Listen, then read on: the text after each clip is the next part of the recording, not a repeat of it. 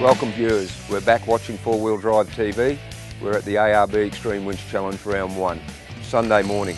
What a day yesterday. 5 stages, all very tough and demanding, but the most demanding would have to have been SS8 with 3 winches in, side pulls, compulsory anchor points, and we had 3 rollovers, and they all still managed to get through but out of DNF time, and they will be competing today on Sunday.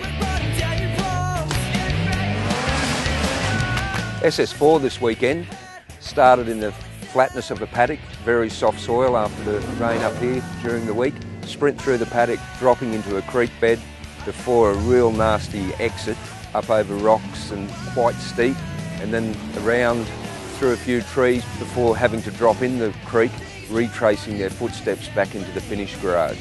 SS5, again start and finish garage in the one spot. Across the paddock, savage little drop off, and then a sprint right up beside the creek before going into a punch card, dropping back into the creek, loud sprint back down into the creek yet again before a hard right exit, picking up on the return track and then exiting off the main track into the creek again for a steep near vertical winch point before finishing in the finish garage. SS6 started the first thing, believe it or not.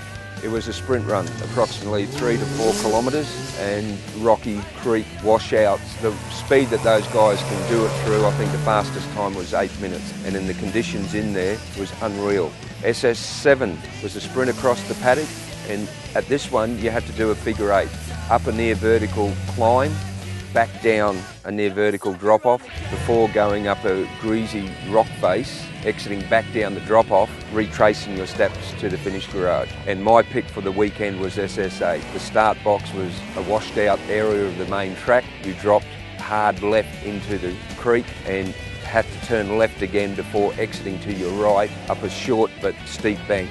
You had to do a compulsory anchor point, which resulted in direction change of the winch cable, resulting in a few teams not having enough equipment to be able to carry out what had to be done at that point. Across the paddock then into another drop-off with about, 10-foot near vertical wall before coming back into another creek, exiting into it left, and then a right-hand vertical winch out into the finish garage. The steep downhill run off SS7 started out quite tough, and there was a large pine tree that was getting knocked a few times.